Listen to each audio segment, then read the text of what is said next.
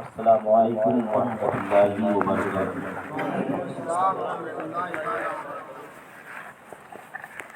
الحمد للہ الذی فضل سیدنا مولانا محمدا علی العالمین جميعا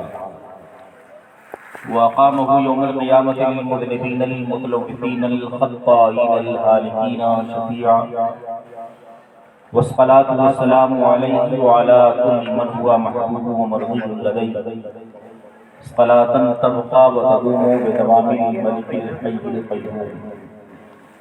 أما بعد، فأعوذ بالله من الشيطان الرجيم. بسم الله الرحمن الرحيم. يا أيها الذين آمنوا اتقوا الله وكونوا مع الصادقين. صدق الله مولانا العظيم وبلغنا رسوله النبي الأمين المتين الكريم الرؤوف الرحيم، ونحن على ذلك لمن الشاهدين والشاكرين والحمد لله رب العالمين. حضرات،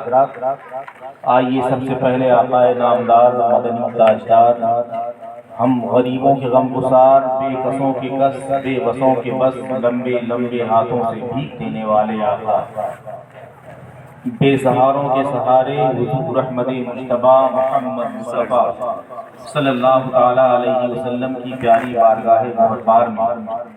جھوم جھوم کر درود و سلام کا نذرانہ پیش کر لیں اور بابا سے بلند پڑھیں اللہم صلی علی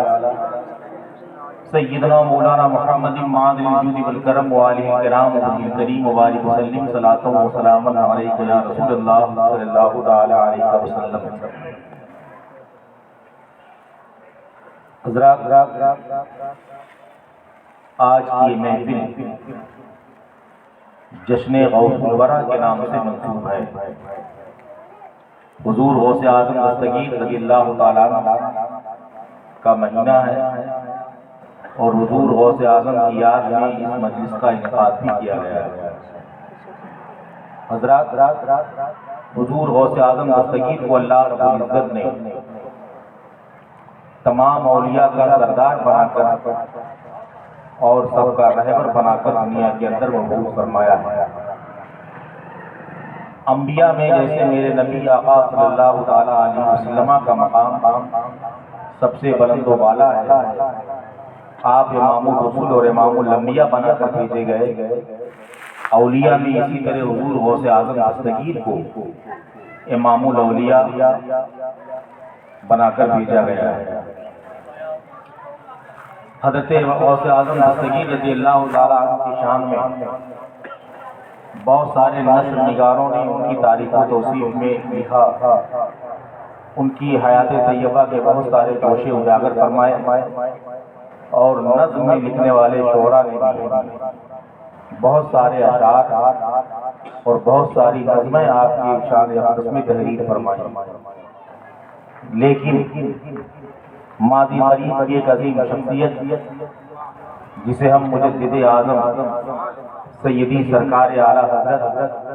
عظیم البرکت رضی اللہ تعالیٰ کے نام سے جانتے ہیں،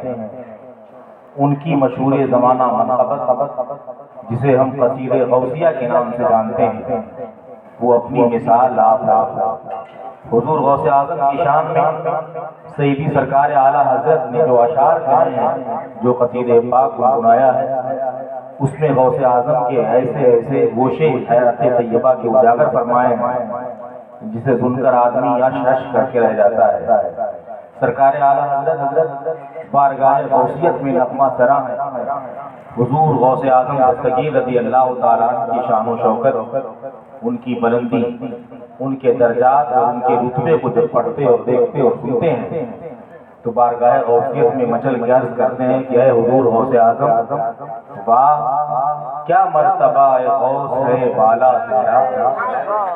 واہ کیا مرتبہ غوث ہے بالا تیرا، اونچے اونچوں کے سروں سے قدم مالا تیرا. اے غوث اعظم دستگیر، آپ کا مرتبہ کتنا بلند و بالا ہے. اللہ رب العزت نے کس قدر آپ کو عظمت اور رفعت بخشی ہے کہ بڑے بڑے بارگاہ خداوندی کے مقبول بندے اولیاء اللہ کے سروں سے آپ کا قدم بلند و بالا ہے. پھر دوسرے شعر میں سرکار اعلیٰ حضرت یوں عرض کرتے ہیں کہ غوث اعظم دستگیر، جب آپ کی شان اتنی بلند ہے، آپ کی رفعت و عظمت اس قدر وسیع ہے کہ بڑے بڑے اولیاء کے سروں سے آپ کا قدم بلند ہے، تو پھر سر بھلا کیا کوئی جانے کہ ہے کیسا تیرا، سر بھلا کیا کوئی جانے کہ ہے کیسا تیرا، اولیاء ملتے ہیں آنکھیں وہ ہے تلوا تیرا، اولیاء ملتے ہیں آنکھیں وہ ہے تلوا تیرا۔ اے میرے آقا غوث اعظم، پھر آپ کا سر اقدس کتنا بلند و بالا ہے اسے کوئی کیا سمجھ سکتا ہے؟ حقیقت تو یہ ہے کہ اللہ کے محبوب بندے ولی اللہ اپنی آنکھیں آپ کے قدم ناز میں ملتے ہوئے فخر محسوس کرتے ہیں۔ پھر سرکار اعلیٰ حضرت یوں گنگناتے ہیں کہ اے میرے آقا غوث اعظم، ہم غریب اور ہم غلامان تو اس پر فخر کرتے ہیں کہ تجھ سے در سے سگ اور سگ سے ہے مجھ کو نسبت، تجھ سے در سے سگ اور سگ سے ہے مجھ کو نسبت، میری گردن میں بھی ہے دور کا ڈورا تیرا۔ اے غوث اعظم، ہم غلام تو اسی پر ناز کرتے ہیں، اسی پر فخر کرتے ہیں کہ تجھ سے آپ کے در پاک کو نسبت ہے، اور آپ کے در پاک سے جو کتے منسوب ہیں ان کتوں کو نسبت ہے، اور ہم آپ کے بارگاہ عالی جاہ میں پلے والے کتوں ہی سے منسوب ہو جائیں، دور ہی کا دھاگا ڈورا ہمارے گلے میں پڑ جائے، ہم اسی پہ فخر محسوس کرتے ہیں کہ ہم غوث اعظم کے دامن سے لگے ہوئے ہیں، گرچہ واسطہ در واسطہ ہی صحیح، لیکن ہم غلام غوث اعظم کی غلامی کی فہرست میں موجود ہیں۔ پھر سرکار اعلیٰ حضرت آگے گنگناتے ہیں، کہتے ہیں اے لوگوں تم غور سے سنو کہ آخرکار جب ہم حضور غوث اعظم دستگیر رضی اللہ تعالیٰ عنہ کی بارگاہ سے جڑے رہیں گے، جب ہم ان کی نسبت کا دھاگا اور ڈورا اور نشانی اپنے گلے میں ڈالے رہیں گے تو ہمیں اس نشانی کا اور اس نسبت کا کیا فائدہ ملے گا؟ تو عرض کرتے ہیں کہ اس نشانی کی جو سگ ہیں نہیں مارے جاتے، اس نشانی کے جو سگ ہیں نہیں مارے جاتے، حشر تک میرے گلے میں رہے پٹا تیرا۔ اے میرے آقا غوث اعظم، جو آپ کی غلامی کی نشانی لیے ہوئے آپ کی غلامی کا پٹا اپنے گلے میں ڈال کر جیتے ہیں، وہ کبھی مارے نہیں جاتے، کبھی ستائے نہیں جاتے، کبھی تکلیف نہیں دیے جاتے۔ اے آقا غوث اعظم، ہم غلامان تو بارگاہ خداوندی میں یہ دعا کرتے ہیں کہ آپ کی غلامی کی نشانی حشر تک ہمارے گلے میں موجود رہے، تاکہ کل میدان محشر میں جب آپ کی غلامی کا پٹا لے کر ہم وہاں موجود رہیں تو کوئی ایذا دینے والا ہمیں ایذا نہ دے سکے، کوئی تکلیف پہنچانے والا ہمیں تکلیف نہ پہنچا سکے۔ پھر عرض کرتے ہیں کہ جو غلام آپ کی حمایت اور آپ کی نصرت میں زندگی گزارتے ہیں، آپ کی نسبت میں زندگی گزارتے ہیں، ان کا حال یہ ہے کہ کیا دبے جس پہ حمایت کا ہو پنجہ تیرا، کیا دبے جس پہ حمایت کا ہو پنجہ تیرا، شیر کو خطرے میں لاتا نہیں کتا تیرا۔ اے میرے آقا، وہ کیا دبے کیا ڈرے جس پر آپ کی حمایت کا دست اقدس رکھا ہوا ہو، آپ کے ہاتھ کا سائے کرم جس کے سر پر ہو، وہ کسی سے کیا ڈر دب سکتا ہے؟ اے آقا، آپ کے بارگاہ کی شان یہ ہے کہ شیر کو خاطر میں آپ کی بارگاہ کا پلا ہوا کتا نہیں لاتا ہے۔ جو کتا آپ کی بارگاہ میں پلتا اور رہتا ہے وہ بڑے بڑے شیر کو خاطر میں نہیں لاتا، جب وقت آتا ہے تو شیر کو چیڑ پھاڑ کے رکھ دیتا ہے۔ حضرات، پھر سرکار اعلیٰ حضرت حضور غوث اعظم کی بلندی اور آپ کی اوقات و عظمت اور آپ کی فضائل و مناقب بیان کرتے ہوئے عرض کرتے ہیں، یا آقا غوث اعظم، آپ کی شان تو یہ ہے کہ سارے اقطاب جہاں کرتے ہیں کعبے کا طواف، سارے اقطاب جہاں کرتے ہیں کعبے کا طواف، اور کعبہ کرتا ہے طواف درے والا تیرا۔ اے میرے آقا غوث اعظم، دنیا کے جتنے قطب ہیں، جتنے ولی اللہ ہیں، اللہ کے برگزیدہ بندے ہیں، وہ خانہ کعبہ کا طواف کرنے کعبہ شریف پہنچتے ہیں، اور آپ کے در کا حال یہ ہے کہ خانہ کعبہ آپ کے در پاک کا طواف کرتا ہوا نظر آتا ہے۔ حضور پر نور سرکار مصطفیٰ صلی اللہ تعالیٰ علیہ وسلم کا ارشاد گرامی ہے، وہ ارشاد فرماتے ہیں کہ اللہ رب العزت نے مجھے بہت سارے فضائل عطا فرمائے، بہت سارے رتبے اور درجات عطا فرمائے، بہت ساری تصرفات اور بہت ساری قوتیں ہمیں عطا فرمائی، بہت ساری طاقتوں سے اللہ نے اللہ کے رسول کو سرفراز فرمایا۔ اللہ کے رسول فرماتے ہیں کہ میرے رب نے مجھے سوئے زمین کے تمام خزانوں کی چابیاں عطا فرما دی۔ بخاری شریف کی حدیث ہے، انی اوتیت بمفاتیح خزائن الارض، مجھے روئے زمین کے تمام خزانوں کی چابیاں دے دی گئیں، فوضعت فی یدیا، اور ان چابیوں کو میرے ہاتھ میں رکھ دیا گیا۔ سرکار مصطفیٰ صلی اللہ تعالی علیہ وسلم کا ارشاد ہے کہ سارے روئے زمین کے خزانوں کی چابیاں اللہ رب العزت نے میرے ہاتھ میں رکھ دی، میں جس طرح چاہوں تصرف کروں، جسے چاہوں خزانے سے مالا مال کر دوں اور جسے چاہوں خزانے سے روک دوں۔ دوسری حدیث بخاری شریف کے نبی فرماتے ہیں، اللہ یؤتی و انما انا قاسم، اللہ عطا کرتا ہے اور میں اپنے دست اقدس سے لوگوں کو تقسیم کرتا ہوں۔ گویا جسے بھی جو کچھ ملتا ہے وہ اللہ کے پیارے رسول صلی اللہ تعالیٰ علیہ وسلم کے صدقے اور ان کے توسل سے ملتا ہے۔ میرے نبی جسے چاہیں مالدار بنا دیں، جسے چاہیں بادشاہ بنا دیں، جسے چاہے فقیر بنا دیں، فقیر کو بادشاہ عطا فرما دیں، بادشاہ کو زمین بوس کر دیں، زمین کا بھکاری اور بکمنگتا بنا دیں۔ حضور پرنور سرکار مصطفیٰ صلی اللہ تعالیٰ علیہ وسلم کو اللہ رب العزت نے بے شمار قوتیں اور بے شمار طاقتیں عطا فرمائی ہیں۔ تبھی تو سرکار اعلیٰ حضرت کہتے ہیں، اے میرے آقا، میں تو مالک ہی کہوں گا کہ ہو مالک کے حبیب، میں تو مالک ہی کہوں گا کہ ہو مالک کے حبیب، یعنی محبوب و محب میں نہیں میرا تیرا۔ اور حضور سرکار اعلیٰ حضرت کے پوتے سرکار تاج الشریعہ جانشین مفتی اعظم ہند وارث علوم اعلیٰ حضرت علامہ اختر رضا خان ازہری علیہ رحمت الرضوان نبی کے اس تصرف کا ذکر یوں کرتے تھے، آپ گنگناتے تھے کہ جہاں بانی عطا کر دیں بھری جنت ہبا کر دیں، جہاں بانی عطا کر دیں بھری جنت ہبا کر دیں، نبی مختار کل ہیں جس کو جو چاہیں عطا کر دیں، نبی مختار کل ہیں جس کو جو چاہیں عطا کر دیں۔ اب نبی جس کو جو چاہیں کیا عطا کر سکتے ہیں، تو اس کی تشریح آگے شعر میں تاج الشریعہ فرماتے ہیں، کہتے ہیں جہاں میں ان کی چلتی ہے وہ دم میں کیا سے کیا کر دیں، جہاں میں ان کی چلتی ہے وہ دم میں پل بھر میں کیا سے کیا کر دیں، زمین کو آسماں کر دیں سریا کو سرا کر دیں، زمین کو آسماں کر دیں سریا کو سرا کر دیں۔ دنیا میں میرے آقا کی چلتی ہے،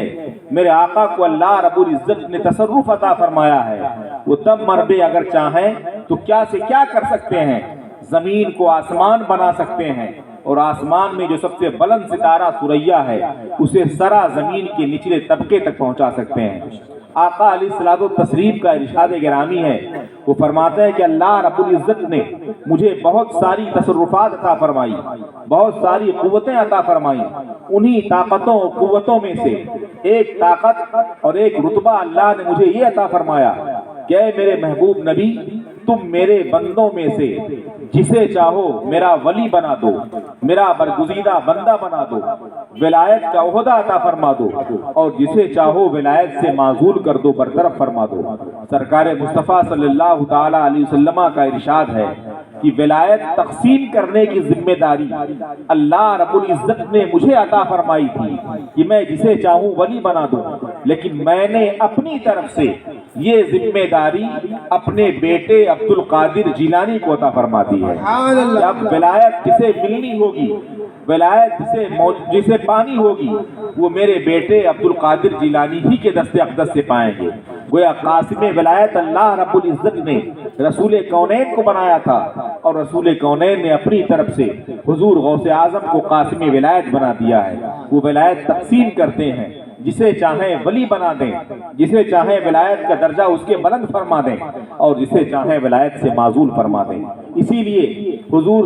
سرکار غوث اعظم دستگیر رضی اللہ تعالیٰ عنہ کو بذریعہ الہام اللہ رب العزت نے بتایا کہ اے عبد القادر جیلانی، میرے محبوب بندے،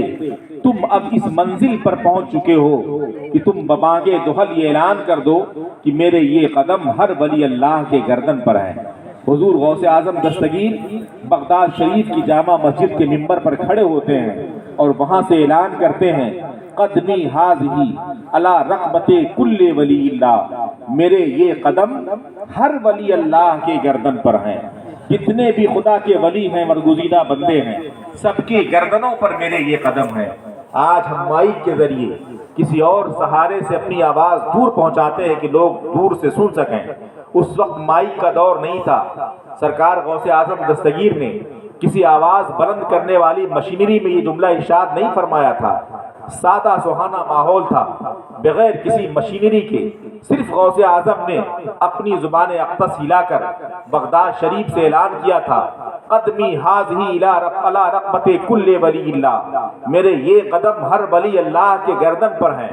تاریخ کے اوراق شاہد ہیں. علماء تحریر فرماتے ہیں کہ جس وقت غوث اعظم نے یہ جملہ ارشاد فرمایا تھا یہ آپ کا یہ جملہ اللہ رب العزت نے دنیا کے کونے کونے میں پہنچا دیا. آپ کی آواز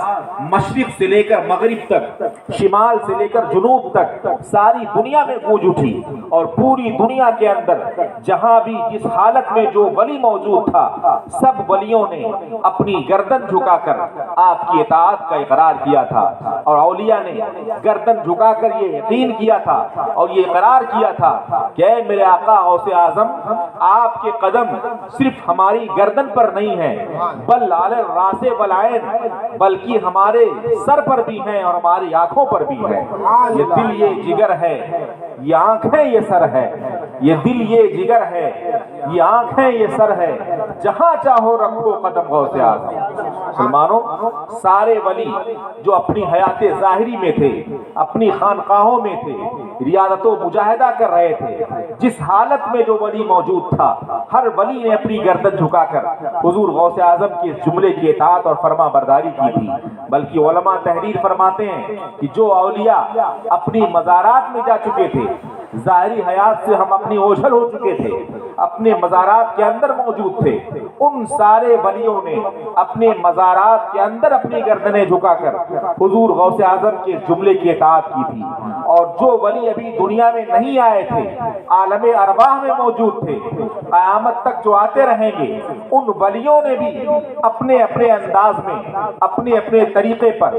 گردن جھکا کر حضور غوث اعظم دستگیر کے جملے کی اطاعت و فرما برداری کی تھی. گویا سارے ولیوں نے یہ اقرار کیا تھا کہ اے غوث اعظم بے شک آپ کے قدم ہماری گردن ہی پر نہیں بلکہ ہمارے سر اور ہمارے آنکھوں پر بھی ہے. تبھی تو اعلیٰ حضرت گنگنانے لگتے ہیں کہ اے میرے آقا غوث اعظم آپ کی اطاعت و فرما برداری کا حال یہ ہے کہ آپ اپنی حیات طیبہ میں بغداد شریف سے اعلان کرتے ہیں کہ میرے یہ قدم ہر ولی اللہ کی گردن پر ہے. تو دنیا کے اندر شمال سے لے کر جنوب تک مشرق سے لے کر مغرب تک جتنے ولی ظاہری حیات میں موجود ہیں وہ سارے لوگ اپنی گردنیں جھکا رہے ہیں. جو اپنی مزارات میں موجود ہیں وہ بھی اپنی گردنیں جھکا رہے ہیں اور قیامت تک جو آنے والے اولیاء ہیں وہ بھی آپ کی جملے کی اطاعت و فرما برداری کر رہے ہیں. گویا جو ولی قبل تھے یا بعد ہوئے یا ہوں گے جو ولی قبل تھے یا بعد ہوئے یا ہوں گے سب ادب رکھتے ہیں دل میں میرے آقا تیرا. سب ادب رکھتے ہیں دل میں میرے آقا تیرا. اے میرے آقا غوث اعظم جو ولی آپ کے زمانے سے پہلے کے تھے یا جو ولی آپ کے زمانے کے ہیں یا جو ولی قیامت تک آپ کے بعد آتے رہیں گے سارے ولی اپنے دل میں آپ کا ادب و احترام رکھتے ہیں. بلکہ ایک مشہور روایت ہے کہ حضور غوث اعظم دستگیر نے جب یہ جملہ ارشاد فرمایا تھا کہ قدمی ہاذہی علی رقبت کل ولی اللہ میرے یہ قدم ہر ولی اللہ کے گردن پر ہیں تو آپ کے زمانے کے ایک مشہور بزرگ تھے جن کا نام شیخ محمد مغربی رضی اللہ تعالیٰ عنہ تھا. شیخ محمد مغربی ان کی بلندی کا حال یہ تھا ان کی عظمت کا حال یہ تھا کہ حضور غوث اعظم دستگیر کے زمانے اقدس میں وہ ولی موجود تھے تو شیخ محمد مغربی کو غوث اعظم کے زمانے میں شیخ المغرب کا لقب دیا جاتا تھا اور حضور غوث اعظم کو شیخ المشرق کا لقب دیا جاتا تھا. غوث اعظم کو مشرق کے مطلب پورب کے ہوتے ہیں اور مغرب کے مطلب پچھم کے ہوتے ہیں۔ غوث اعظم کو پورب کا شیخ کہا جاتا تھا اور شیخ محمد مغربی کو پچھم کا شیخ کہا جاتا تھا۔ گویا پچھمی علاقے کے مغربی پورے علاقے کے سب سے بڑے بزرگ شیخ محمد مغربی شیخ المغرب مانے جاتے تھے، اور پورب کے سب سے بڑے بزرگ مشرق سے سب سے بڑے بزرگ حضور غوث اعظم دستگیر مانے جاتے تھے۔ ایسی عظیم المرتبت ذات شیخ محمد مغربی کی تھی کہ جو غوث اعظم کے زمانے میں ایک سمت کے مکمل بزرگ اور شیخ مانے جائیں، وہ اس وقت اپنی مجلس واعظ میں بیٹھے ہوئے تھے جب غوث اعظم بغداد شریف کی سرزمین سے اعلان کر رہے تھے، قدمی حاضی علی رقبت کل ولی اللہ، میرے یہ قدم ہر ولی اللہ کے گردن پر ہیں۔ تو شیخ محمد مغربی اپنی مجلس واعظ میں اپنے مریدوں کے بیچ بیٹھ کر انہیں واعظ و نصیحت کر رہے تھے، کچھ اچھی باتیں بتا رہے تھے، دین و اسلام کی بہترین باتیں بتا رہے تھے۔ اتنے میں اچانک یکایک شیخ محمد مغربی اپنی کرسی خطابت سے اٹھ کھڑے ہوتے ہیں، چند قدم آگے بڑھتے ہیں اور بڑھنے کے بعد رکوع میں جاتے ہیں، اپنی گردن جھکا دیتے ہیں اور جھکانے کے بعد عرض کرتے ہیں، اللہم، اے میرے خدا، انی اشہدو کا، بے شک میں تجھے گواہ بناتا ہوں، وہ اشہدو ملائکتک، اور تیرے فرشتوں کو گواہ بناتا ہوں، انی سمعتو، بے شک میں نے سن لیا، وہ اطعتو، اور میں نے فرما برداری میں اپنی گردن بھی جھکا دی ہے۔ یہ جملہ ارشاد فرما کے شیخ محمد مغربی پھر اپنی کرسی باز پر آ کر بیٹھ جاتے ہیں اور اپنے مریدوں سے واعظ و نصیحت کی باتیں کرنے لگتے ہیں۔ جب واعظ ختم ہوتی ہے، نصیحت کی باتیں ختم ہوتی ہیں، محفل برخاست ہوتی ہے، تو آپ کے کچھ مرید ڈرتے ڈرتے آپ کے قریب آتے ہیں اور وہ کچھ پوچھنا چاہتے ہیں۔ ان کے ذہن و دماغ میں یہ سوال تھا کہ ہمارے شیخ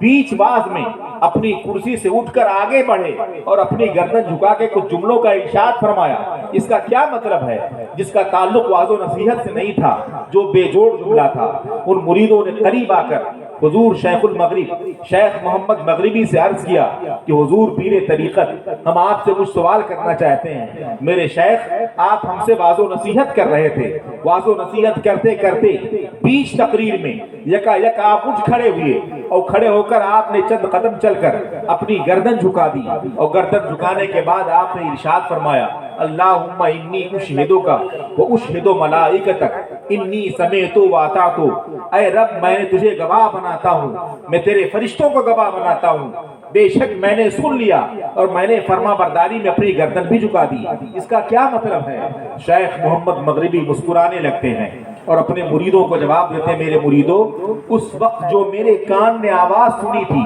تمہارے کانوں تک وہ آواز نہیں پہنچی تھی، جبکہ حال یہ ہے کہ اس آواز کو اللہ رب العزت نے اس قدر ترقی دے دی تھی کہ وہ آواز پوری دنیا کے کونے کونے میں گونج رہی تھی، مشرق سے لے کر مغرب تک، شمال سے لے کر جنوب تک، سارے جہان میں غوث اعظم کی وہ آواز گونج رہی تھی اور تمام اولیاء اللہ کے کانوں تک وہ آواز چکرا رہی تھی۔ وہ آواز یہ تھی کہ آج اس وقت جس وقت میں اٹھ کھڑا ہوا تھا، اٹھ کر چند قدم چل کے میں نے جملے عرض کیے تھے، اسی وقت بغداد شریف کی ممبر پر شیخ عبد القادر جیلانی کھڑے ہو کر یہ اعلان کر رہے تھے، قدمی حاضی علی رقبت کل ولی اللہ، میرے یہ قدم ہر ولی اللہ کے گردن پر ہے۔ تو پوری دنیا میں جتنے ولی جہاں موجود تھے، سب نے اسی حالت میں اپنی گردن جھکا کر ان کی اطاعت و فرما برداری کا اظہار کیا تھا۔ وہ آواز میرے کانوں تک بھی ٹکرائی تھی، اسی لیے بیچ نصیحت میں میں اٹھ کھڑا ہوا اور چند قدم چل کے میں نے اپنی گردن جھکائی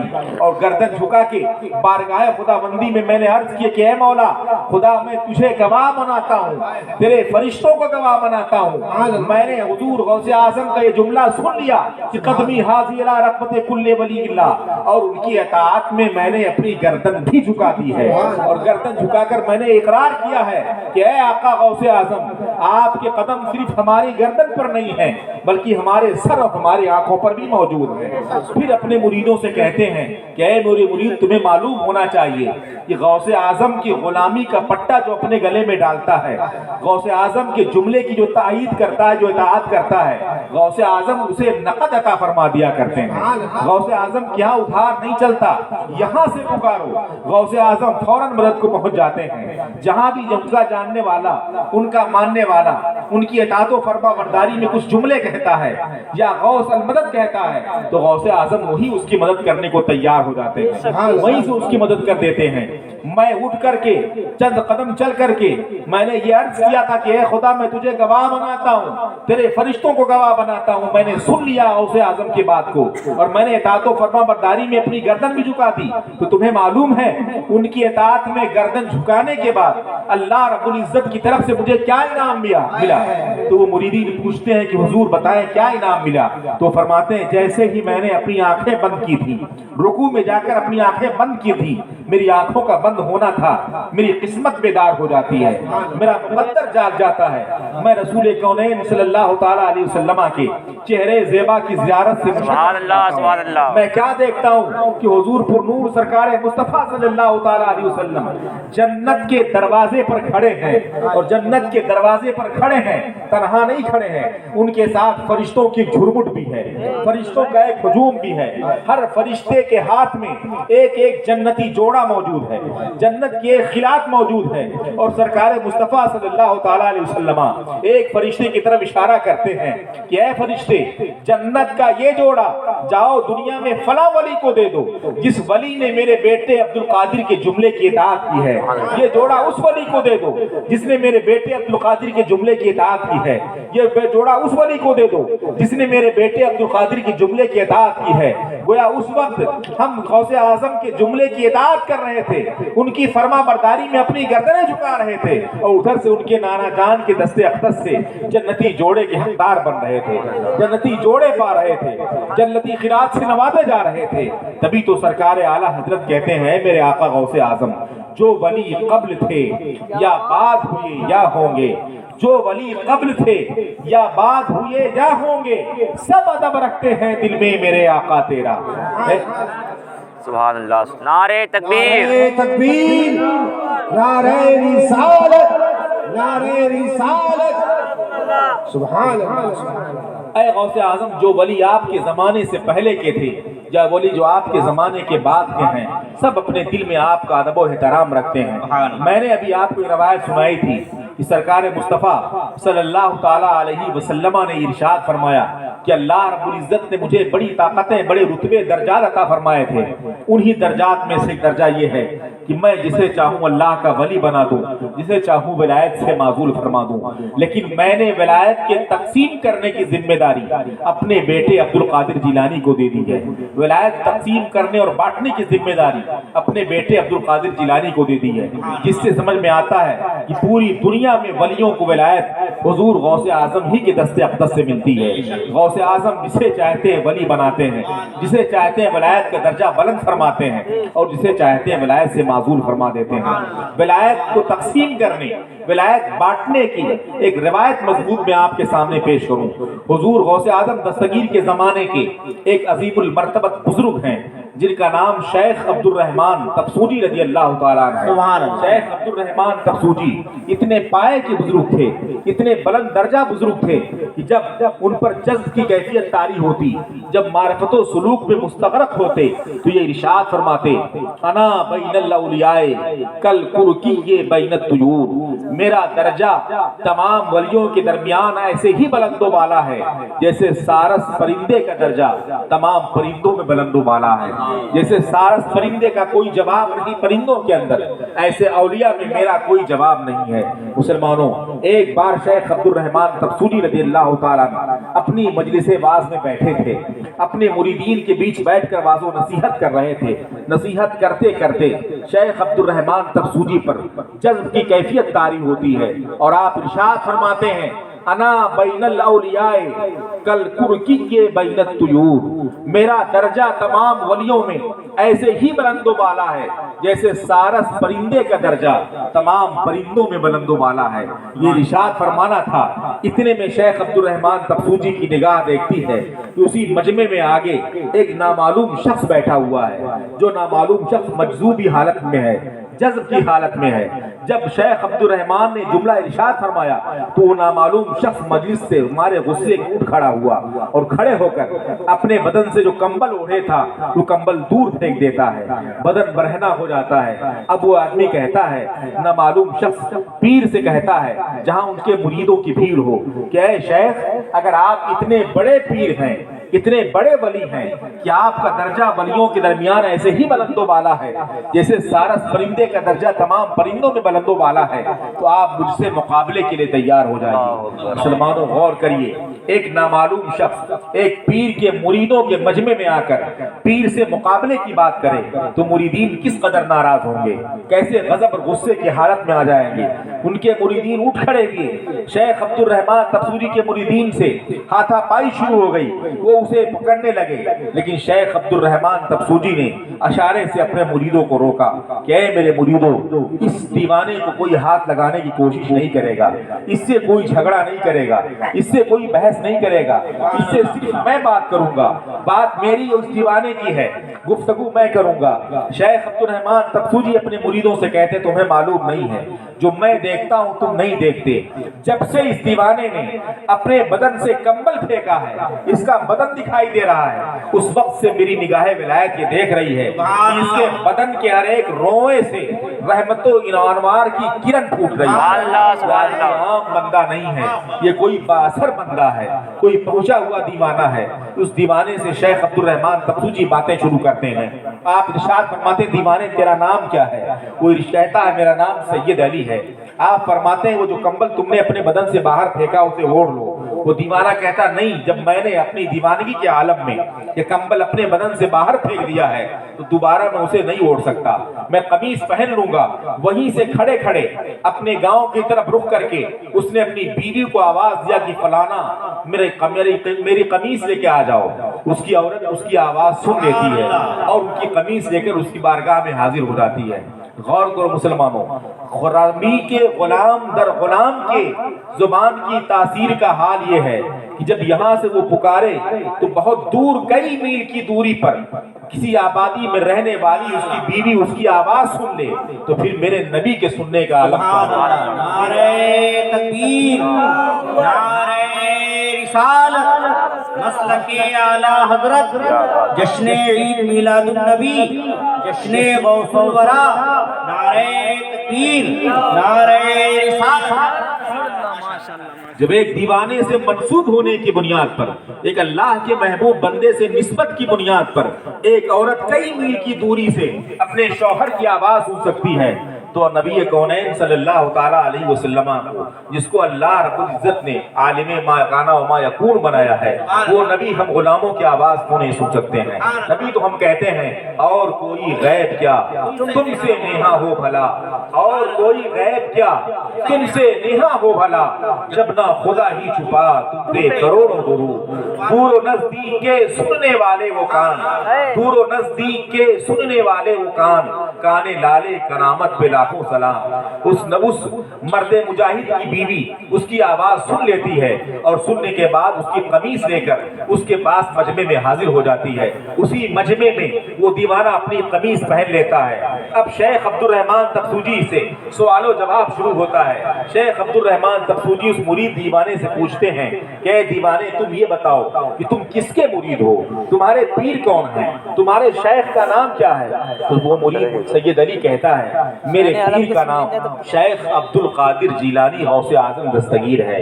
تو شیخ عبد الرحمان تبسوری حیرت میں اس سے پوچھتے ہیں کہ تمہارے پیر کا نام میں نے کبھی نہیں سنا، تمہارے پیر کے بارے میں مجھے کچھ معلوم نہیں ہے، وہ پیر تمہارے رہتے کہاں ہیں؟ اس سید علی مرید نے کہا وہ میرے پیر بغداد شریف کی سرزمین پر رہتے ہیں۔ پھر شیخ عبد الرحمان تبسوری پوچھتے ہیں ان کا مرتبہ کیا ہے، ان کی طاقت کا عالم کیا ہے، ان کی بزرگی کا عالم کیا ہے، ان کے بارے میں کچھ مجھے تفصیل سے بتاؤ۔ تو وہ مرید کہتا ہے کہ اے شیخ عبد الرحمان تبسوری، آپ میرے پیر کی طاقت کا اندازہ اس سے لگا لیجئے کہ میں ان کا ادنا سا مرید ہو کر آپ جیسے جلیل القدر بزرگ سے مقابلے کی طاقت رکھتا ہوں، تو پھر میرے پیر کی طاقت کا عالم کیا ہوگا، پھر میرے بزرگ کی طاقت و قوت کا عالم کیا ہوگا، پھر ان کے بزرگی کا عالم کیا ہوگا۔ شیخ عبد الرحمان تبسوری حیرت میں ہوتے ہیں، اپنے دو مریدوں کو تیار کرتے ہیں اور تیار تیار کرنے کے بعد کہتے میرے دونوں مریدوں تم تیار ہو جاؤ، اس آدمی سے بغداد کا راستہ پوچھو،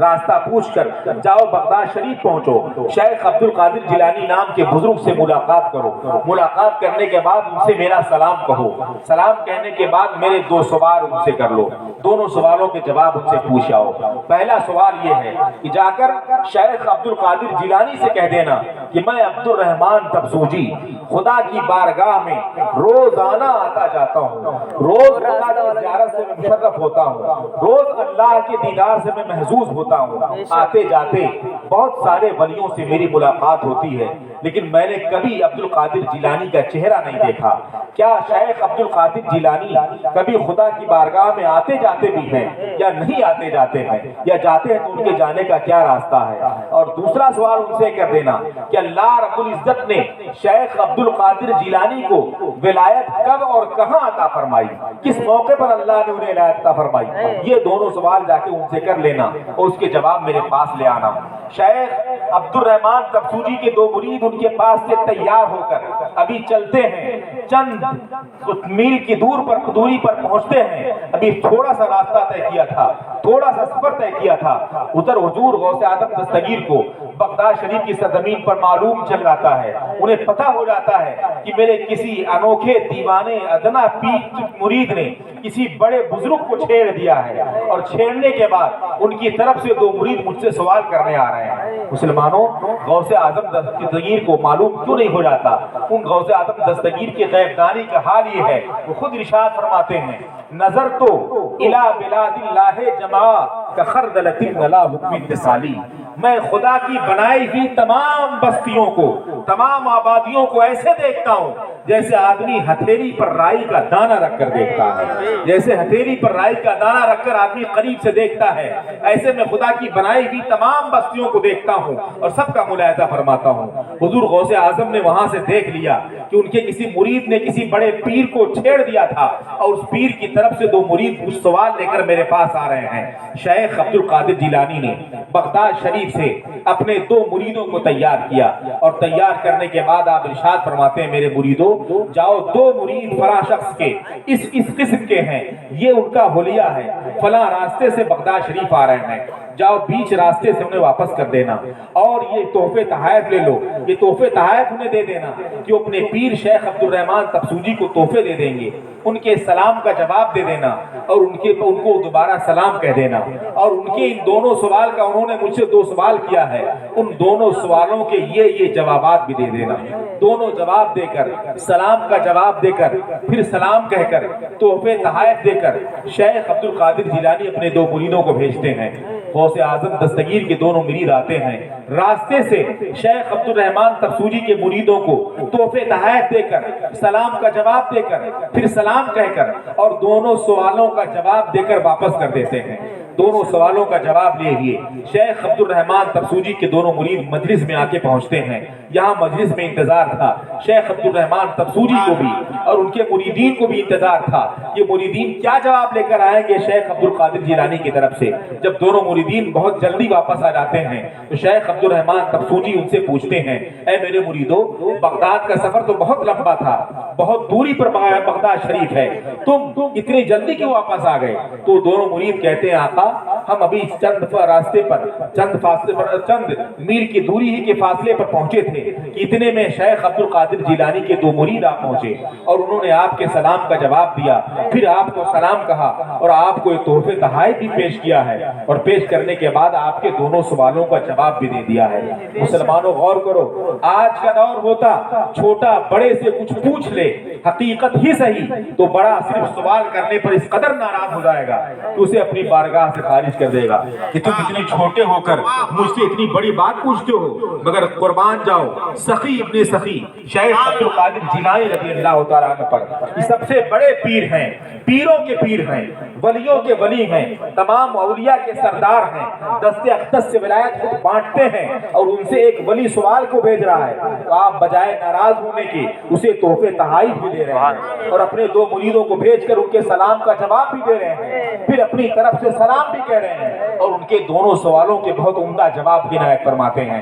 شیخ عبد الرحمان تبسوجی کہتے ہیں یہ تحفے تحائف ایک طرف، یہ سلام و دعا ایک طرف، پہلے میرے دونوں سوالوں کے جواب بتاؤ کہ جو میں نے شیخ عبد القادر جیلانی سے دونوں سوال کیا تھا اس کا جواب انہوں نے کیا دیا؟ تو آپ کے دونوں مریدین کہتے ہیں کہ حضور جو آپ کا پہلا سوال تھا کہ جا کر شیخ عبد القادر جیلانی سے کہہ دینا کہ اللہ رب العزت نے انہیں ولایت کب اور کہاں عطا فرمائی ہے، تو اس کا جواب انہوں نے یہ دیا ہے کہ جا کر شیخ عبد الرحمان تبسوجی سے کہہ دینا کہ اللہ رب العزت نے مجھے ولایت کب اور کہاں عطا فرمائی، یہ جاننا شیخ عبد القادر جیلانی کے بس کی بات نہیں ہے، وہ نہیں سمجھ پائیں گے کہ اللہ رب العزت نے مجھے ولایت کب اور کہاں عطا فرمائی ہے۔ ہاں اتنا ضرور ہے کہ شیخ عبد الرحمان تبسوجی کو فلاں موقع پر فلاں مقام پر میں نے ہی ولایت کا درجہ عطا فرمایا، اور اسے کہہ دینا وہ یاد کریں گے تو انہیں یاد آئے گا کہ ایک موقع پر میں نے شیخ عبد الرحمان تبسوجی کے ولایت کا درجہ بلند کر دیا تھا،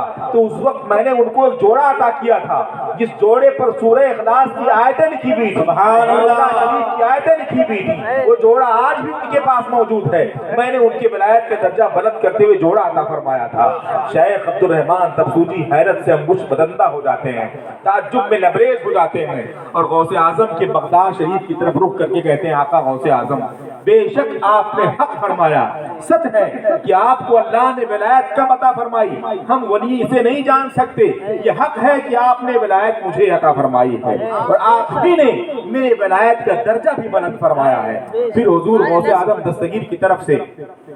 دوسرا جواب ان کے مریدین بتاتے ہیں، کہتے ہیں جو دوسرا سوال آپ نے کیا تھا کہ جا کے شیخ عبد القادر جیلانی سے کہہ دینا کہ میں خدا کی بارگاہ میں روزانہ آتا جاتا ہوں، روز خدا کے دیدار سے مشرف ہوتا ہوں، آتے جاتے بہت سارے ولیوں سے میری ملاقات ہوتی ہے، لیکن میں نے کبھی شیخ عبد القادر جیلانی کا چہرہ نہیں دیکھا، کیا وہ خدا کی بارگاہ میں آتے جاتے یا نہیں آتے جاتے ہیں؟ تو اس کا جواب انہوں نے یہ عطا فرمایا ہے کہ جا کر شیخ عبد الرحمان تبسوجی سے کہہ دینا کہ خدا کی بارگاہ میں ولیوں کے آنے جانے کے بہت سارے راستے ہیں، ایک راستہ اولیاء عام کا راستہ ہے جہاں سے عام ولی گزرتے ہیں، اور ایک راستہ اولیاء خاص کا راستہ ہے جہاں سے خاص ولی گزرتے ہیں۔ اب عام ولیوں کی ملاقات خاص اولیاء سے نہیں ہو سکتی ہے، اور خاص ولیوں کی ملاقات عام ولیوں سے نہیں ہو سکتی ہے۔ عام والے راستے سے جو ولی جاتے ہیں ان کی ملاقات عام ولیوں ہی سے ہو سکتی ہے، اور جا کے کہہ دینا کہ شیخ عبد الرحمان تبسوجی جو خدا کی بارگاہ میں روز آتے جاتے ہیں وہ عام ولیوں کے راستے سے آتے جاتے ہیں، تو ان کی ملاقات صرف عام ولیوں سے ہو سکتی ہے، ان کی ملاقات خاص اولیاء سے نہیں ہو سکتی ہے۔ خدا کی بارگاہ میں آنے جانے کا ایک راستہ خاص ولیوں کا ہے جہاں سے خدا کے مخصوص ولی گزرتے ہیں، ان کی ملاقات عام ولیوں سے نہیں ہوتی۔ کہہ دینا میں عبد القادر جیلانی نہ عام ولیوں کے راستے سے آتا جاتا ہوں نہ خاص ولیوں کے راستے سے آتا جاتا ہوں، خدا کی بارگاہ میں آنے جانے کا ولیوں کا ایک تیسرا راستہ بھی ہے جسے اخص الخاص اولیاء کا راستہ کہا جاتا ہے، خاص سے بھی زیادہ خاص ولی ہوتے ہیں وہ اس راستے سے گزرتے ہیں، ان کی ملاقات اخص الخاص اولیاء کی ملاقات نہ خاص ولیوں سے ہوتی ہے اور نہ ہی ان کی ملاقات عام ولیوں سے ہوتی ہے۔ کہہ دینا میں عبد القادر جیلانی ان تینوں راستوں میں سے کسی راستے سے خدا کی بارگاہ میں نہیں جاتا، تو میری ملاقات نہ تو عام ولیوں سے ہو سکتی ہے نہ ہی خاص ولیوں سے ہو سکتی ہے اور نہ ہی اخص الخاص اولیاء سے ہو سکتی ہے، اور خدا کی بارگاہ میں آنے جانے کے ولیوں کے صرف تین ہی راستے ہیں، ایک اولیاء عام کا راستہ، ایک اولیاء خاص کا راستہ، ایک اخص الخاص ولیوں کا راستہ، اور میں عبد القادر جیلانی نہ عام ولیوں کے راستے سے جاتا ہوں نہ خاص ولیوں کے راستے سے جاتا ہوں نہ اخص الخاص ولیوں کے راستے سے جاتا ہوں، تو میری ملاقات تو کسی بھی ولی سے نہیں ہو سکتی، نہ اخص الخاص اولیاء سے ہوگی نہ عام اولیاء سے ہوگی نہ خاص اولیاء سے ہوگی۔ ان سے جا کے کہہ دینا کہ میں عبد القادر جیلانی تنہا ایک راستے سے جاتا ہوں جو رازدار کا راستہ ہے، انا ادخل من باب السر واخرج من، وہ تنہا رازدار کا راستہ ہے جس راستے سے میں تنہا عبد القادر جاتا ہوں اور میں تنہا واپس چلا آتا ہوں، اس راستے پہ کسی ولی کی گزر نہیں ہو سکتی۔ سبحان اللہ، نعرہ تکبیر، اللہ، نعرہ تکبیر، نعرہ رسالت، جشن غوث الورا، عظمت سرکار غوث اعظم، نعرہ تکبیر، نعرہ رسالت۔ ایک راستہ رازدار کا راستہ ہے، جس رازدار کے راستے سے میں تنہا عبد القادر جیلانی آتا جاتا ہوں، اس راستے سے کسی ولی کو جانے کی اجازت نہیں ہے۔ تو میری ملاقات تو صرف عبد الرحمن ترسوجی کیا کسی ولی سے نہیں ہو سکتی ہے۔ میں تنہا اس راستے جاتا ہوں اور تنہا اس راستے سے واپس چلا آتا ہوں۔ مسلمانوں، جس سے سمجھ میں آیا حضور غوث اعظم دستگیر رضی اللہ تعالیٰ عنہ کو اللہ رب العزت نے قاسم ولایت بنا کر بھیجا ہے، ولیوں کو ولایت تقسیم کرنے والے ہیں۔ جب جس ولی جسے چاہے بندے کو چاہے ولایت عطا فرما دے، اور جب چاہے جس کے درجات کو بلند فرما دے، جب چاہے ولایت سے معزول فرما دے۔ بلکہ حد یہ ہے کہ حضور غوث اعظم کے تصرف میں اللہ رب العزت نے لوگوں کے دلوں کو دے دیا تھا۔ لوگوں کے دل حضور غوث اعظم کے دست اقدس میں تھے، ان کے تصرف میں تھے۔ جب چاہے غوث اعظم سب کا دل اپنی طرف کھینچ لیں، جب چاہے اپنی طرف سے دل کو پھیر دیں۔ خود غوث اعظم فرماتے ہیں، میرا نام میرا کوئی بھی مرید اس وقت تک نہیں لے سکتا جب تک میں نہ چاہے لوں، جب میں چاہوں گا تبھی بھی میرا نام کوئی میرا مرید لے سکتا ہے۔ مسلمانوں، آج غوث اعظم کا نام لے رہے ہیں، اس وقت غوث اعظم کا ذکر کر رہے ہیں، گویا غوث اعظم نے ہمیں چاہا ہے اور چاہ لیا ہے کہ ہم غوث اعظم کا نام لے لیں، اس لیے ہم غوث اعظم کا نام لے رہے ہیں۔ وہ فرماتے ہیں، یدی علی مریدی کالسماء علی الارض، میرا ہاتھ میرے مریدوں پر ایسے ہی سایہ کیے ہوئے ہے جیسے آسمان پورے روئے زمین پر سایہ کیے ہوئے ہے۔ جیسے روئے زمین کا کوئی حصہ آسمان کے سائے سے خارج نہیں ہے، کوئی زمین کا حصہ ایسا نہیں ہے جہاں آسمان کا شامیانہ موجود نہ ہو، ایسے روئے زمین کا کوئی حصہ نہیں ہے کہ جہاں آسمان کا شامیانہ نہ ہو۔ خدا اللہ کے پیارے محبوب بندے غوث اعظم کا کوئی مرید ایسا نہیں ہے جس پر غوث اعظم کے دست اقدس کا سایہ موجود نہ ہو۔ خود فرماتے ہیں کہ اگر میں مغرب کے سب سے اخیر حصے میں رہوں، پچھم کے اخیر کونے میں موجود رہوں، اور میرا مرید پورب کے سب سے آخری کنارے پر موجود ہو، اور میرے مرید کا گھٹنا کھل جائے، تو میں مغرب کے کونے میں رہ کر آخری حصے میں رہ کر مشرق میں رہنے والے مرید کی سطر پوشی کر دیا کرتا ہوں۔ جہاں سے میرا مرید مجھے پکارتا ہے میں اس کی مدد کو تیار رہتا ہوں۔ شیخ عبد القادر جیلانی بغدادی رضی اللہ تعالیٰ عنہ ہمیشہ جب نماز پڑھنے کے لیے اپنے حجرے اقدس سے نکلتے تھے تو نماز پڑھتے نکلتے مریدوں کی بھیڑ ہو جاتی، چاہنے والوں کا ہجوم ہو جاتا، دائیں بائیں آگے پیچھے سے لوگ دیکھتے کہ غوث اعظم مسجد کو جا رہے ہیں، آ کے مصافحہ کرتے، دست بوسی کرتے، غوث اعظم کو اپنی جھرمٹ میں لیے ہوئے بھیڑ میں لیے ہوئے مسجد تک پہنچایا کرتے تھے۔ شیخ عبد القادر جیلانی غوث اعظم کے ایک مرید کا بیان ہے کہ میں غوث اعظم کے ساتھ ہمیشہ رہا کرتا تھا، جب بھی حضور غوث اعظم کمرے سے نکلتے مسجد کا ارادہ کرتے، مسجد کا رخ کرتے، ہر چہار جانب سے بھیڑ آ جاتی، دائیں سے بائیں سے آگے سے پیچھے سے اللہ کے بندوں کا ایک ہجوم آ جاتا جو غوث اعظم کو اپنے گھیرے میں لے لیتا اور غوث اعظم کو اپنی جھرمٹ میں لیے ہوئے مسجد تک پہنچاتا تھا۔ ایک دن کی بات ہے کہ حضور غوث اعظم دستگیر اپنے حجرے اقدس سے باہر نکلے، مسجد کا رخ کیا کہ مسجد کی طرف چلیں۔ غوث اعظم چلتے ہیں، میں ان کا غلام بن کر غوث اعظم کے پیچھے پیچھے چل رہا ہوں، مگر غوث اعظم کو آج کوئی اپنے گھیرے میں نہیں لے رہا ہے۔ جو بھی شخص غوث اعظم کو دیکھتا ہے وہ سلام کر کے اپنا راستہ لے لیتا ہے۔ دائیں سے آدمی آتے ہیں، سلام کرتے ہیں، اپنا راستہ لے لیتے ہیں، بائیں سے آتے ہیں، سلام کرتے ہیں، اپنا راستہ لے لیتے ہیں، سامنے سے آتے ہیں، سلام کر کے اپنا راستہ لے لیتے ہیں، پیچھے سے آتے ہیں، سلام کرتے ہیں غوث اعظم سے، پھر اپنا راستہ لے لیتے ہیں۔ آج تنہا غوث اعظم مسجد کو جا رہے ہیں، میں پیچھے پیچھے ان کی برکتیں لیے ہوئے، ان کے نقش پا سے فیوز و برکات حاصل کرتے ہوئے قریب قریب چل رہا ہوں، غوث اعظم کی زیارت کرتے ہوئے چل رہا ہوں۔ یکایک میرے دل میں خیال آتا ہے، میرے دماغ میں ایک سوال آتا ہے، وہ غوث اعظم کے مرید کہتے ہیں، میرے ذہن و دماغ میں سوال آتا ہے کہ آخرکار وجہ کیا ہے کہ روز غوث اعظم جب چلتے تھے تو لوگوں کی بھیڑ لگ جاتی تھی، ہم غوث اعظم کو دیکھنے کو نہیں پاتے تھے، غوث اعظم کو چھپا لیتی تھی بھیڑ اور اپنی جھرمٹ میں لے کر مسجد تک پہنچاتی تھی۔ آج غوث اعظم کے قریب کوئی چلنے کو تیار نہیں ہے، جو آتے ہیں سامنے سے سلام کر کے گزر جاتے ہیں، دائیں بائیں آگے پیچھے سے آتے ہیں، سلام کر کے اپنا راستہ لے لیتے ہیں۔ آج غوث اعظم کو بھیڑ اپنے جھرمٹ میں کیوں نہیں لیتی؟ لوگ اپنے بیچ لے کر کیوں نہیں چل رہے ہیں؟ آج غوث اعظم تنہا کیوں چل رہے ہیں؟ وہ مرید کہتے ہیں میرے دل و دماغ میں اتنا خیال آنا تھا، میں نے کسی سے سوال نہیں کیا تھا، کسی سے پوچھا نہیں تھا، کسی کو بتایا نہیں تھا، اتنے میں میری نگاہ کیا دیکھتی ہے کہ اللہ کے مخلوق کی ایک بھیڑ آ پہنچتی ہے جو سمندر کے سیلاب کی طرح حضور غوث اعظم کو اپنے گھیرے میں لے لیتی ہے، اور میں تھکے کھا کے کافی پیچھے پہنچ جاتا ہوں،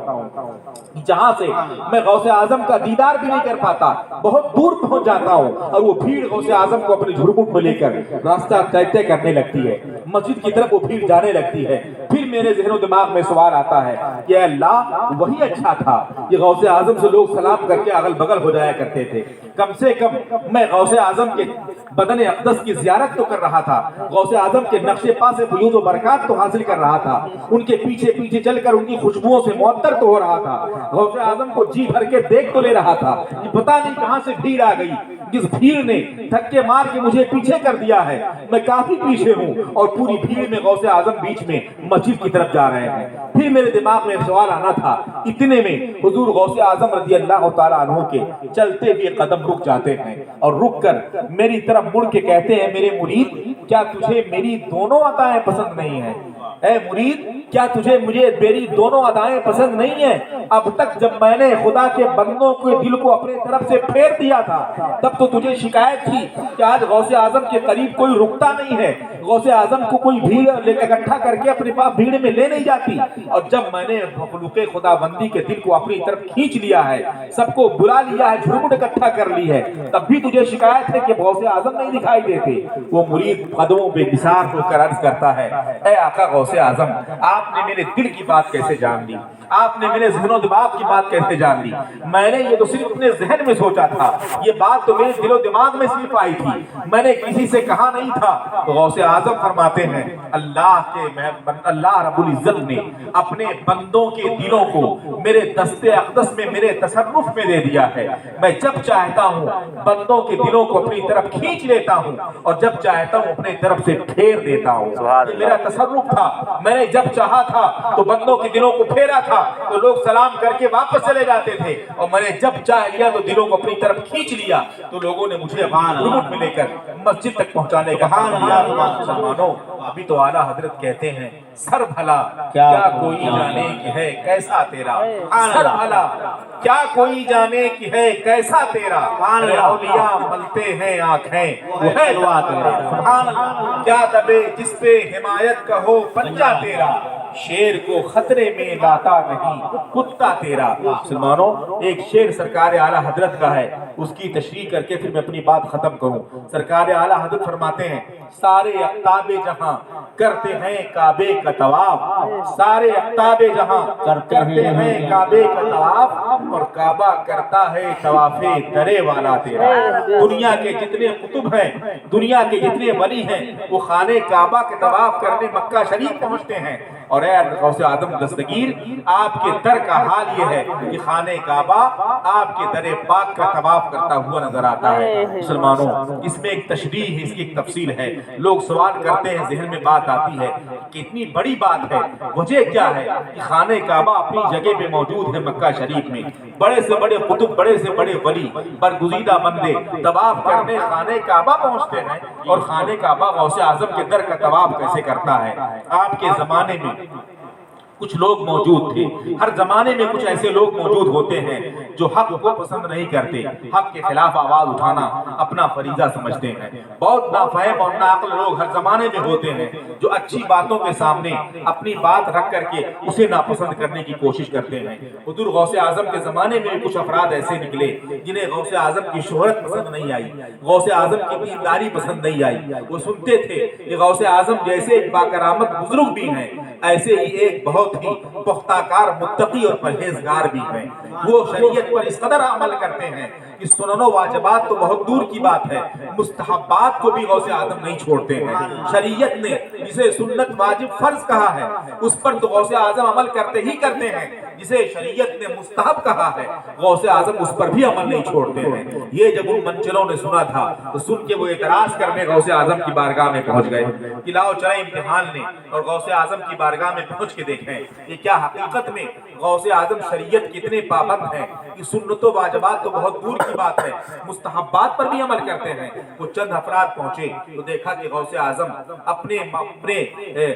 खानकाह शरीफ में वजू में मसरूफ हैं। आप वजू कर रहे हैं। मुसलमानों, वजू के आदाब में से है, वजू के मुस्तहब्बात में से ये है कि आदमी मगरिब की तरफ, पश्चिम की तरफ मुंह करके वजू करे और मगरिब की तरफ जब वजू करे तो वजू करते हुए उसका रुख मगरिब की तरफ हो। जब वो कुल्ली करने लगे तो कुल्ली करते वक्त मुंह नीचे झुका करके धीरे से कुल्ली करे ताकि कुल्ली को काबा शरीफ की तरफ, किबला की तरफ फेंकने में बेअदबी का मुजाहरा ना हो। जब नाक साफ करे तो सर नीचे करके नहाए, धीरे से नाक में पानी डाल के पानी बाहर निकाल दे ताकि नाक को काबे की तरफ फेंकना, नाक साफ करना ना लाजिम आए। मुसलमानों, ये अहम तरीका है वजू करने का, ये वजू के मुस्तहब्बात में से है। और वजू के आदाब में से एक अहम अदब ये भी है कि किबला की तरफ खुद भी रुख किए हुए हो और जिस बर्तन में वजू का पानी है उस बर्तन का रुख भी खाने काबा ही की तरफ मौजूद हो। जैसे आप लोटे से वजू कर रहे हैं, लोटे से जिस जगह पानी गुजरता निकलता है उसे टोटी हम कहते हैं, उस लोटे की टोटी भी खाने काबा ही की तरफ अगर मुतवज्जे हो तो हर दर्जा आदाब वजू में से है। गौसे आजम अपने खानकाह शरीफ में बैठकर किबला की तरफ रुख करके सारे बदन के आज़ा किबला की तरफ हैं, वजू फरमा रहे हैं। ये सवाल करने वाले सवाल अपने ज़हन दिमाग में लिए हुए खड़े हैं। इनका वजू देखेंगे, अगर मुकम्मल वजू में आदाब वजू और मुस्तहब्बात वजू बजा लाए तब तो ठीक है, वरना हम इनसे एतराज कर बैठेंगे कि आखिरकार आपने फला कमी की है जो मुस्तहब छोड़ा है। गौसे आजम किबला की तरफ रुख करके वजू कर रहे हैं और जिस लोटे में पानी है उस लोटे से जो पानी जहां से निकलता है, गुजरता है, गिरता है, उसकी टोटी भी किबला की तरफ है। गौसे आजम दस्तगीर उसे किबला की तरफ किए हुए हैं और वजू कर रहे हैं। वजू करते करते कभी गौसे आजम के बर्तन का रुख, जो बर्तन से पानी का वजू का था, उस बर्तन का रुख कभी दाएं हो जाता, कभी बाएं हो जाता, कभी पीछे हो जाता, कभी आगे हो जाता। चारों तरफ वो लोटा घूमता था, कभी पानी गिरने की जगह आगे है, कभी पानी गिरने की जगह दाएं तरफ है, कभी पानी गिरने की जगह बाएं तरफ है, कभी पानी गिरने की टोटी पश्चिम की तरफ है, कभी पूरब की तरफ, कभी दाएं तरफ, कभी बाएं तरफ है। पूरे वजू में वो लोटा एक जगह बरकरार नहीं था, उसका रुख बदल रहा था। ये एतराज करने वाले जो सिर्फ ज़ाहिर देखते थे, अपने ज़हन में एतराज लिए बैठे हैं। कभी गौसे आजम जब वजू कर बैठे चुकेंगे तो हम उनसे सवाल करेंगे कि आपके बारे में मशहूर है कि आप शरीयत की इस कदर पाबंद हैं कि वाजिबात और सुनन तो बहुत दूर की बात है, आप मुस्तहब्बात पर भी हद दर्जा अमल करते हैं। तो वजू के तो आदाब में से ये है कि जब आदमी किबला की तरफ रुख करके वजू करे तो जिस बर्तन में वजू का पानी है उस बर्तन के पानी गिरने की का रुख भी हमेशा मुकम्मल किबला ही की तरफ हो। लेकिन हम लोगों ने ये देखा कि पूरे वजू में आपके लोटे का रुख बदल जा रहा था, मुकम्मल खाने काबा की तरफ। आपके लोटे की टोटी नहीं थी, कभी पश्चिम की तरफ टोटी जाती थी, कभी पूरब की तरफ टोटी हो जाती थी, वो टोटी कभी दाएं तरफ जाती थी, कभी बाएं तरफ जाती थी। ये सवाल ये थे, गौसे आजम के करीब खड़े थे। मुसलमानों, जिस तरह गौसे आजम हुस्नो जमाल के पैकर थे, नरम खू थे, सखावत के बहरे नापैदा किनार थे, इसी तरह हुजूर गौसे आजम के जब गजब का आलम आता तो बड़े बड़े आपके गजब से बड़े बड़े चीख पुकार उठते थे, चीख उठते थे और बड़े बड़े परेशान होकर वापस चले जाते थे। हुजूर गौसे आजम की पुरजलाल आंखें उन मुरीदों, उन आने वाले एतराज करने वालों की तरफ उठती हैं। गौसे आजम को मालूम हो जाता है ये मनचले मुझसे एतराज करने आए हुए हैं, क्योंकि गौसे आजम को अल्लाह रब्बुल इज्जत ने ताकत दी थी कि वो दिलों के हाल से भी आशना रहा करते थे। उन्होंने समझ लिया था, जान लिया था गौसे आजम ने कि इनके दिलो दिमाग में मेरे खिलाफ सवाल है, ये कुछ मुझसे सवाल करना चाहते हैं। जब वो करीब पहुंचे, गौसे आजम वजू कर चुके, तो आपने पुरजलाल आंखों से उन्हें देखा और पूछा क्या मुझसे पूछना चाहते हो। वो मारे डर के खौफ से हुजूर गौसे आजम से कोई सवाल न कर सके। गौसे आजम ने कहा करीब आओ। वो लोग करीब आते हैं, ज़हनो दिमाग में सवाल दिए हैं, लेकिन गौसे आजम के जलाल की बुनियाद पर, कहरो गजब की बुनियाद पर, उनकी पुरजलाल निगाहों की बुनियाद पर अपनी जुबान पर सवाल नहीं ला पाते हैं। गौसे आजम उनसे कहते हैं अपनी आंखें बंद करो। वो अपनी आंखें बंद करते हैं, बंद करने के बाद कहते हैं आंखें खोल दो। वो अपनी आंखें खोलते हैं। کھولنے کے بعد رو پڑتے ہیں وہ اعتراض کرنے والے، اور رو کے آپ کے قدموں پہ گر جاتے ہیں۔ غوث اعظم کہتے ہیں کیا بات ہے، کیوں تم لوگ روتے ہو، تمہارے رونے کا سبب کیا ہے، کیوں قدموں پر گرے ہوئے ہو، کیا پریشانی ہے، کیا میں نے تم کو کہہ دیا ہے، کیا خوف تمہیں لاحق ہے؟ تو رو کر وہ منچلے کہتے ہیں آقا ہمارے ذہن و دماغ میں آپ کے تعلق سے بدگمانی پھیلی ہوئی تھی، ہم لوگ بدگمان تھے، ہم لوگ یہ سمجھتے تھے کہ آپ شریعت کے احکام پر مکمل عمل نہیں کرتے، سنت و واجبات کے سوا مستحبات پر آپ کا عمل نہیں ہے۔ جب آپ وضو کر رہے تھے تو آپ کے وضو کے لوٹے کا رخ جب تک آپ نے وضو کیا ہے رخ بدل رہا تھا، کبھی لوٹے کا رخ پچھم کی طرف ہوتا، کبھی پورب کی طرف ہوتا، کبھی دائیں ہوتا، کبھی بائیں ہوتا۔ ہم لوگوں نے دل میں اعتراض سوچا تھا کبھی آپ سے اعتراض کریں گے کہ مکمل وضو میں آپ کا رخ تو قبلہ کی طرف موجود تھا لیکن آپ کے لوٹے کا رخ مکمل قبلہ کی طرف موجود نہیں تھا، یہ آداب وضو کے خلاف ہے۔ لیکن جیسے ہی آپ نے ہماری نگاہوں کو بند کرنے کو کہا ہے، پھر آنکھیں کھولنے کو کہا ہے، جیسے ہی ہم نے نگاہیں بند کی ہیں تو ہم کیا دیکھتے ہیں کہ خانہ کعبہ آپ کے در پاک کا طواف کرتا نظر آ رہا ہے۔ وضو کر رہے تھے آپ، خانہ کعبہ جب آپ کے سامنے ہوتا تھا تو آپ کے لوٹے کا رخ پورب کی طرف پچھم کی طرف ہوتا تھا، خانہ کعبہ دائیں جاتا تھا آپ کے لوٹے کا رخ دائیں جایا کرتا تھا، خانہ کعبہ بائیں جاتا تھا تو آپ کے لوٹے کا رخ بائیں جایا کرتا تھا، خانہ کعبہ جب آپ کے پیچھے ہوا کرتا تھا تو آپ کے لوٹے کا رخ پیچھے ہوا کرتا تھا۔ گویا مکمل وضو میں آپ نے آداب وضو کو برقرار رکھا ہے، آپ قبلہ کی طرف بھی متوجہ تھے اور آپ کے وضو کے برتن کا رخ بھی قبلہ کی طرف مکمل متوجہ تھا۔ خانہ کعبہ اس وقت اپنی جگہ پہ موجود نہ تھا بلکہ آپ کے در پاک کا طواف کر رہا تھا۔ تبھی تو اعلیٰ حضرت کہتے ہیں سارے اقطاب جہاں کرتے ہیں کعبے کا طواف، سارے اقطاب جہاں کرتے ہیں کعبے کا طواف، کعبہ کرتا ہے طواف در والا پہ۔ سبحان اللہ، نعرہ تکبیر، نعرہ رسالت، جشن غوث الورا، سبحان اللہ۔ یہ غوث اعظم کا رتبہ و درجہ ہے۔ اس سارے اقطاب جہاں خانہ کعبہ کا طواف کرنے جاتے ہیں اور خانہ کعبہ غوث اعظم کے در پاک کا طواف کرتا ہے۔ غوث اعظم کے دست اقدس میں اللہ رب العزت نے لوگوں کے دلوں کو رکھ دیا ہے، جب چاہتے ہیں تصرف کر کے اپنی طرف کھینچتے ہیں اور جب چاہتے ہیں اپنی طرف سے پھیر دیتے ہیں۔ یہ غوث اعظم کا کرم ہے کہ غوث اعظم نے ہم پر کرم فرمایا اور ہم مریدوں کو، غلاموں کو یاد فرمایا تو ہم آج ان کے یاد کی محفل کا انعقاد کیے ہوئے ہیں۔ جب تک غوث نہ چاہ لیں ان کا کوئی مرید ان کا نام نہیں لے سکتا، آج ان کا نام لے رہے ہیں، ان کی مجلس کا انعقاد کر رہے ہیں، یہ غوث اعظم کا کرم بارائے کرم ہے۔ دعا ہے کہ مولا کریم ہم سب کو غوث اعظم کی سچی غلامی عطا فرمائے، انہی کی غلامی میں زندگی، انہی کی غلامی میں خاتمہ بالخیر فرمائے۔ اور جس طرح غوث اعظم صوم و صلاۃ کے پابند تھے، جس طرح سنن و واجبات مستحبات کے پابند تھے، ایسے ہم سب کو بھی نماز کا اور تمام فرائض و واجبات اور سنن کا ہمیں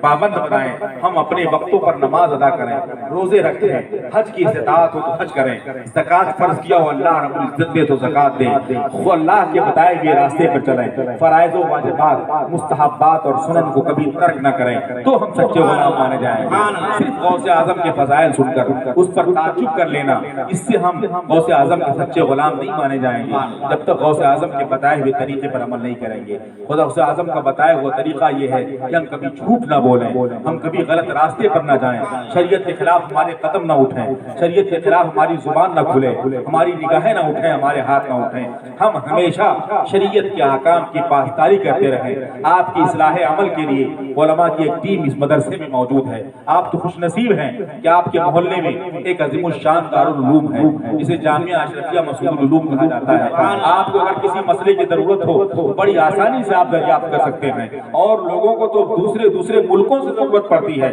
وہ ہم لوگوں تک فون کر کے اپنے مسائل دریافت کرتے ہیں۔ آپ تو مدرسے کے قریب ہی موجود ہیں، جب چاہیں جہاں چاہیں علماء موجود ہیں، ان سے مل کے مسئلہ پوچھ سکتے ہیں، ان سے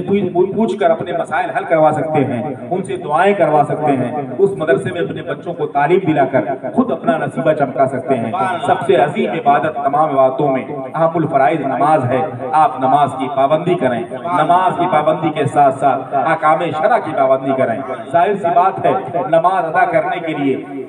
جماعت کے لیے مسجد کی ضرورت ہے۔ آپ کے محلے میں جو عظیم مدرسہ ہے اس مدرسے میں ایک عظیم الشان مسجد بھی تھی जिस मस्जिद को आपको मालूम है कि अभी चंद रोज पहले उसके मखदूश हो जाने और कमजोर हो जाने की बुनियाद पर उसे शहीद कर दिया गया है, जो मस्जिद बहुत ही बोसीदा हो चुकी थी, गिरने के करीब थी, उसे अब शहीद करके उसकी तामीर नौ की तैयारी शुरू है। आज उसकी संगे बुनियाद भी थी, आप हजरात ने सुना और देखा भी होगा कि उसकी बुनियाद डाली जा चुकी है। इंशाअल्लाह उसकी तामीर जल्द शुरू कर दी जाएगी। आप हजरात से गुजारिश है कि आप हजरात अपने अइज़ा क़रीब दोस्त अहबाब से मिलकर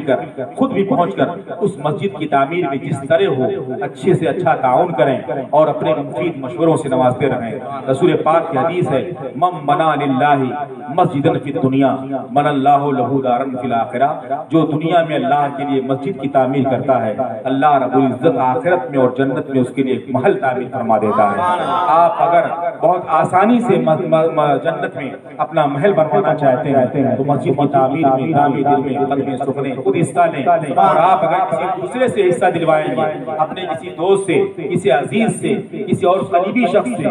तो जितना उस देने वाले को सवाब मिलेगा उतना ही सवाब आपको भी मिलेगा। रसूल पाक की हदीस पाक है कि मन सन्ना सुन्नतन हसनतन फलहु अजरुहा व अजरु मन अमला बिहा, जिसने किसी नेक चीज की बुनियाद डाली उसे उसका बदला मिलेगा और उस पर जो लोग क़यामत तक अमल करेंगे उनका भी बदला उनको मिलेगा। तो मुसलमानों, अगर आप किसी नेक काम के लिए किसी को नेकी की तरफ राग़िब करेंगे, उनसे ताउन के लिए कहेंगे, करवाएंगे, जैसे उनके ताउन का सवाब उन्हें मिलेगा, उसी तरह आपको भी राग़िब करने की बुनियाद पर उतना सवाब मिलता रहेगा और उनके सवाब में कोई कमी नहीं की जाएगी। आपकी खुशबख्ती होगी कि शहर में जामे मस्जिद बिस्मिल्लाह शाह की तामीर की शोहरत हो चुकी है। लोग देखने के लिए संगे बुनियाद में आए भी थे, दुआओं में शरीक भी हुए। आप हजरात का मोहल्ला है, आपका घर है, आपको उसमें नमाज पढ़नी है, जुमा पढ़ना है, ईद बकरीद पढ़नी है, आप पर और जिम्मेदारी होती है कि आप अपनी जिम्मेदारी निभाएं, खुद भी मदद करें और अपने अइज़ा क़रीब से कह के मदद करवाएं, ताकि जल्द अज जल्द मस्जिद की तामीर हो सके और हम लोग पहले की तरह नमाज़े पांचगाना जुमा और ईद अदा कर सकें। दुआ है कि मौला करीम हम सबको इस कार्य